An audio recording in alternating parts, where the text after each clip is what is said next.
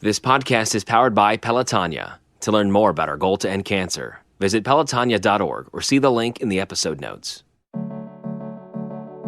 Was it one thing in particular that you said, hey, this is my line in the sand, or? Yeah, well, honestly, how I started this whole thing was I couldn't get my ankle onto my knee to tie my shoe. Now, I have battled weight my whole life, fluctuate up and down. After my mom died, you kind of lose. She was my best friend, and she was everything to me. But you lose your way, and you kind of get into your head, and then you just kind of forget about life. And I knew at that point when I couldn't do that, I was like, okay, it's time to get off your butt and do something. Welcome to One Goal, a podcast from Pelotonia. We're a community that's dedicated to funding life-saving cancer research through a 3-day experience of cycling and volunteerism. I'm your host and ride community manager, Jill Lendino. Your journey with us to the finish line begins now. Through research, we will see an end to cancer. Thankfully, every single penny raised through our riders, virtual riders, and volunteers goes directly towards the solution. This is made possible by our major funding partners, the L. Burns Foundation, Huntington, the American Electric Power Foundation, and Peggy and Richard Santulli. It's because of them, all of our partners, and this dedicated community that all of this is possible. When Sam Schisler came face to face with his health issues, he didn't back away. He took it head on and made really impressive strides to not only better himself, but better the community around him. This decision led him to meet a group of LGBTQ riders who unite under the name OneGoal10.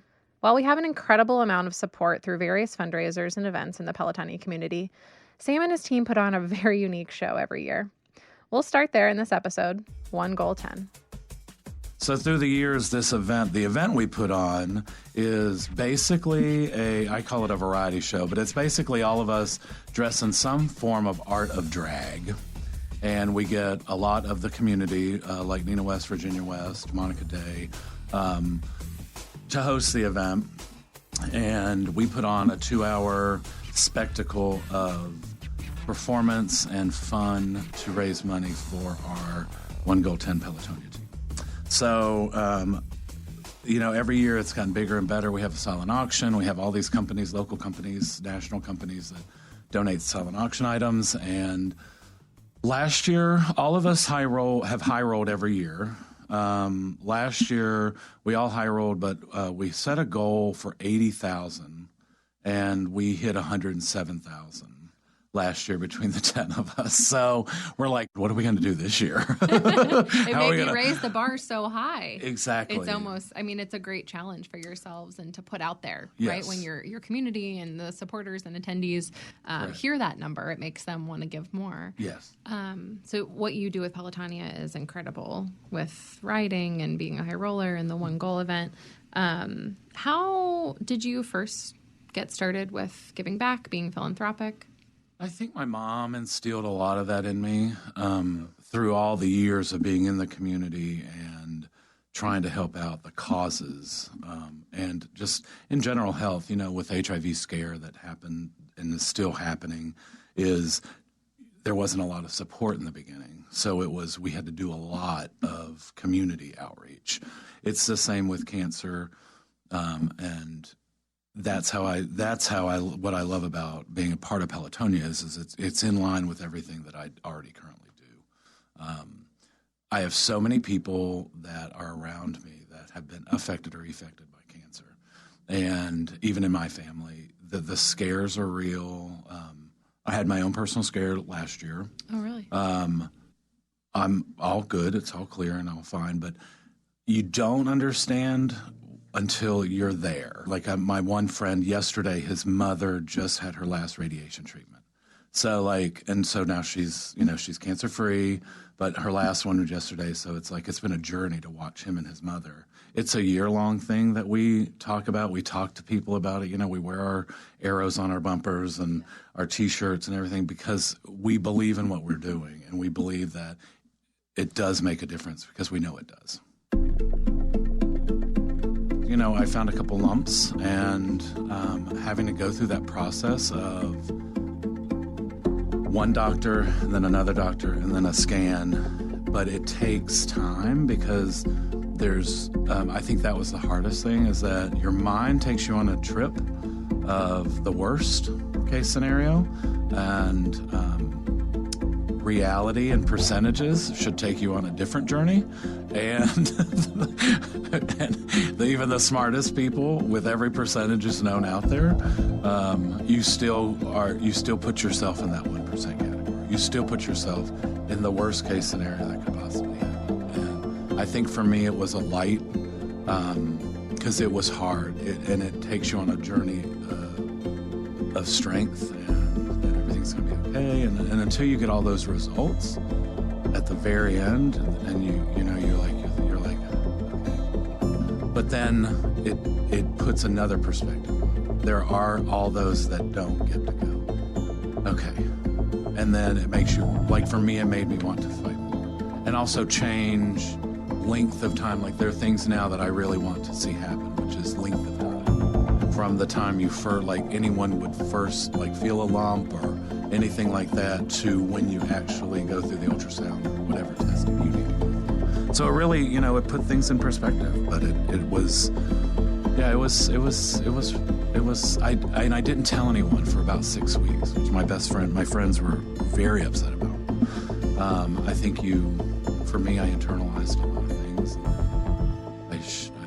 Now, talking about it to people that are close to you is probably the best thing you can do. So you always have a support system, no matter what you're going through. Let's get back to your first ride. So what do you remember? So during the ride, I'm in this holding cell, and I'm in New Orleans. Well, the funniest thing was Charlie. The corral. We didn't put you in the cell. Right. It was the corral.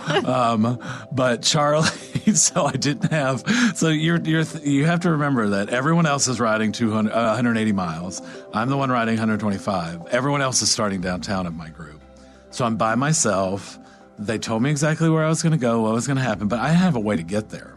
So my best friend Charlie, so Mimi helped me with the bike stuff. Charlie was like, he has a convertible.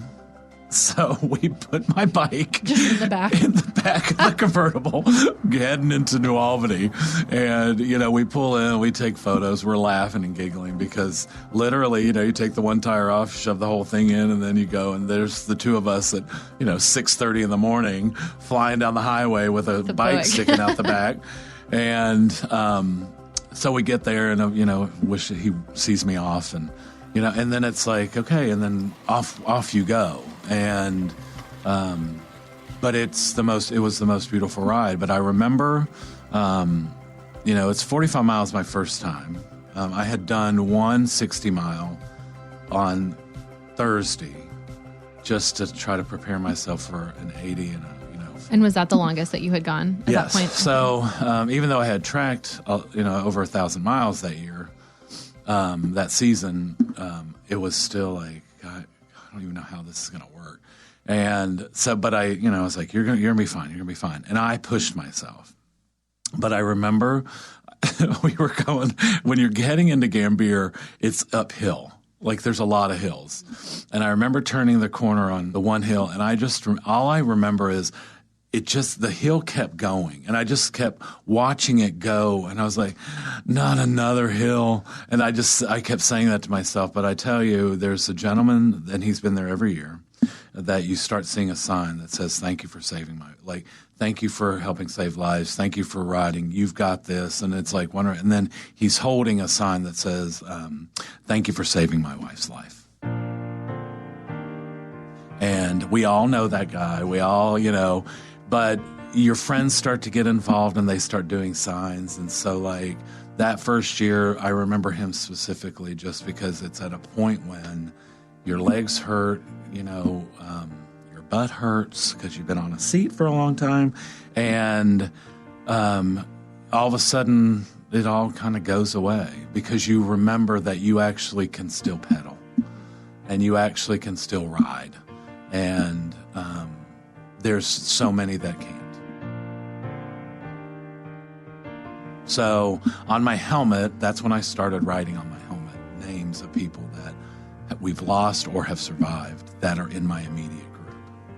So, yeah. So do you put new names on every year? I do. And it's not always, and that's the thing I try to remember to tell people. We don't always have to remember those we passed. We do. But there's also, we have to remember the survivors. Mm-hmm. That everything we do helps save a life. So that name needs to go on my helmet too, along with those that lost the battle. When you're coming into New Albany, and that's the thing, is that you always know when you're close because of the white fences. And it's kind of like a white flag, right? It is. It's kind of like, I'm done. You're here. But the team, beside Johnny, because he's fast, they were all ahead of me, and but they all were keeping track of me. So basically, I'd pull into a rest stop, and they were heading out. So they were about a 15, 20-minute lead time on me. When we went into the last rest stop, they were like, we'll be on a corner waiting for you because we all need to go in together. And they did. They all waited on me, and we all went in as OneGoal10. That's so cool. And we do that we've done that now for any of us. And we had, last year we had two that did the 200, and one stayed with him until the very end because, we try not to let anyone on their own. So those two came in together, and the rest of us came in together. So I remember watching you guys finish last year at the finish line. I was on the mic. You're probably too tired to remember this, but I remember having just seen you guys the week before at the fundraiser. I mean, just giving it your all. It was so powerful to see you again and to watch you all finish together. I just think that's so special how you wait for each other every year. And my friends, I'm known as the Bear Biker. And that's my hashtag. So you can hashtag Bear Biker. You can hashtag Bear Biker, and then you'll see all my posts. It just kind of, and that's how people know me. So all my friends, they create signs, and it says, "Hurry up, Bear Biker, we need a beer." That's the kind of encouragement that you need. But at the finish line, you see like Teresa Nielsen, Yaya sister. We have a group called the Yaya Sisters, and she lost her husband.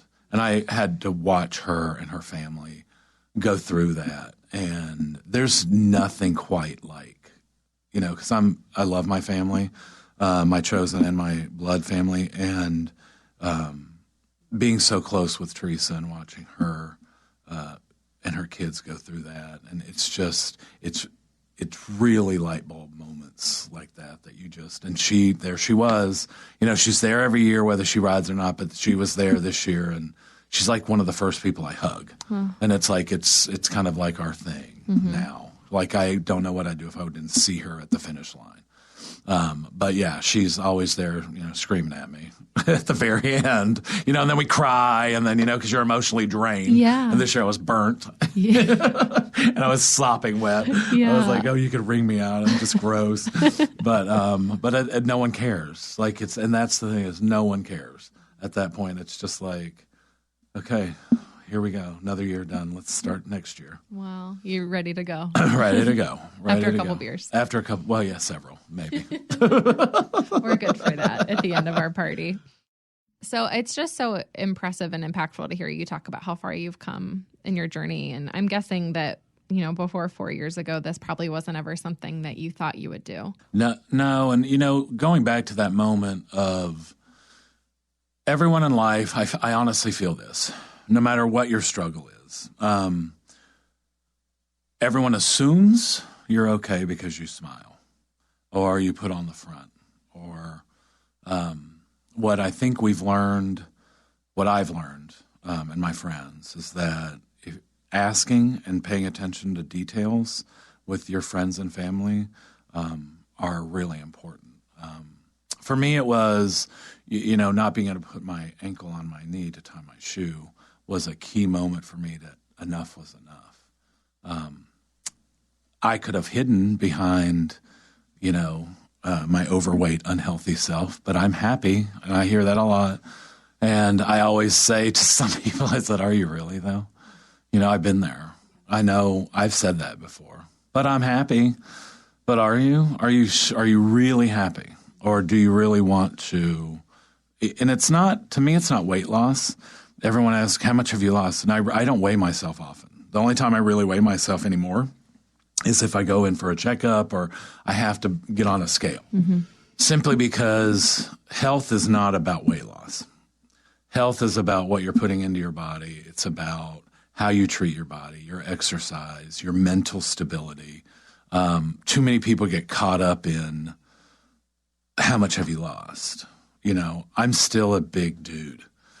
It's just, I just don't have the poundage on me. Yeah. But health-wise, mentally and physically, I'm extremely healthy based on the things I was doing. But I've helping people along the way, no matter who, anyone can reach out to me, and they do.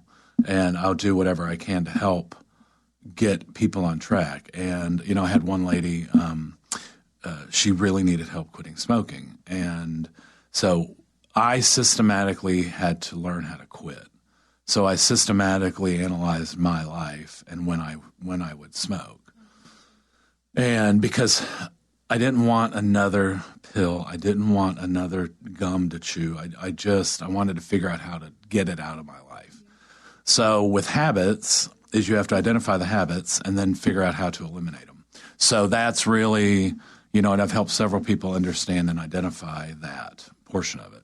So it took 6 months, but by a process of elimination of the habit, of every habit, from in the car or eating to the bar, but now it's gone. Yeah. So, yeah, and the same with weight loss, and same with cycling. How to get started, how to get going.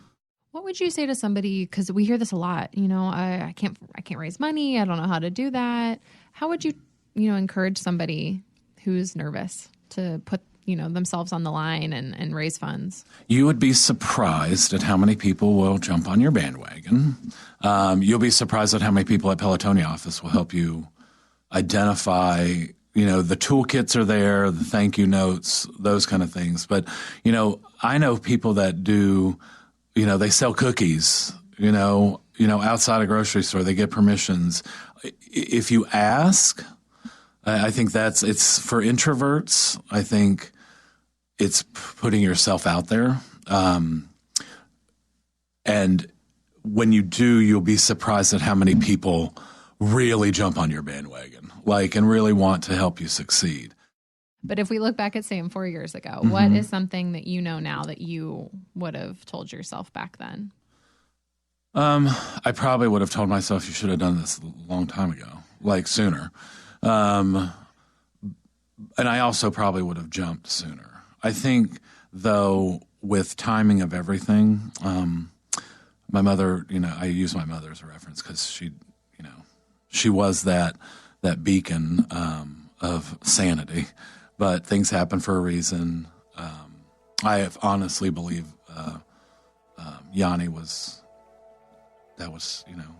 there for that he was there at that moment in time to be right in front of me, to sign me up, and get me going on Team Huntington, and me not being able to put my ankle on my knee at the moment on the end of my bed.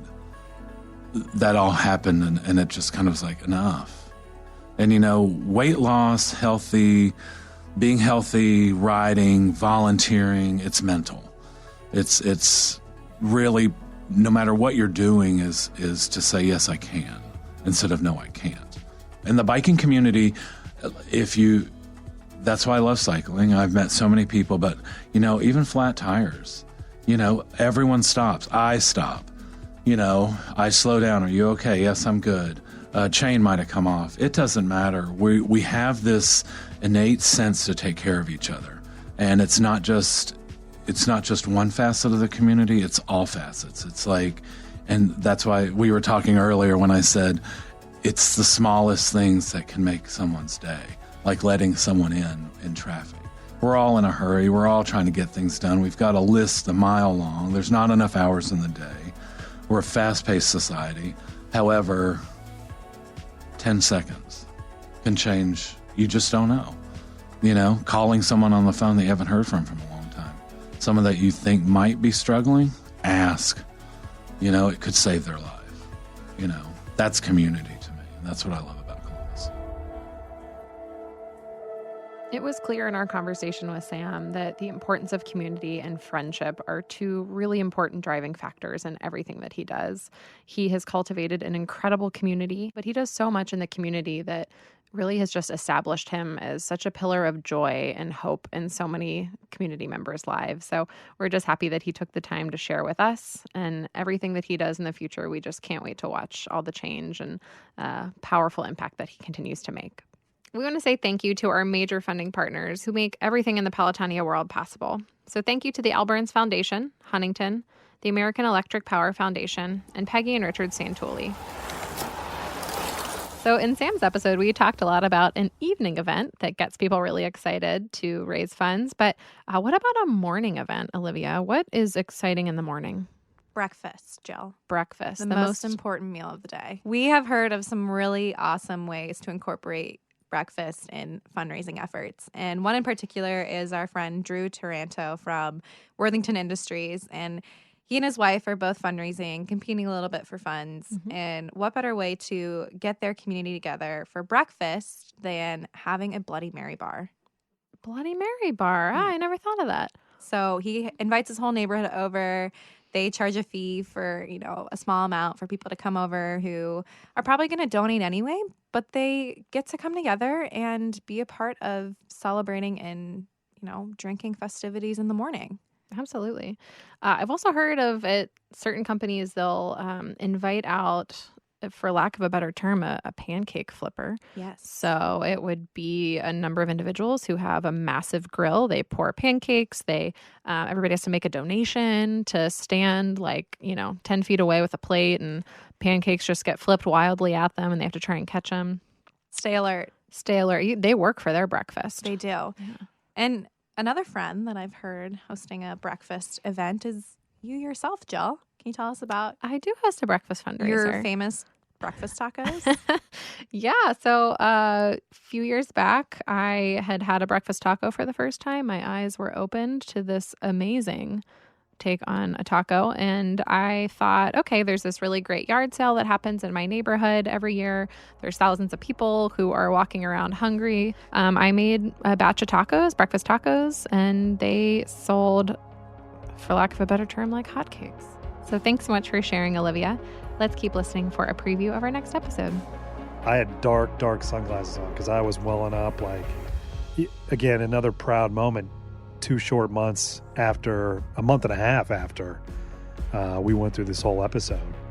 And we embraced, it seemed like for 20 minutes afterwards, I was just so proud of, once again, participating and kind of finishing this ceremonial ride.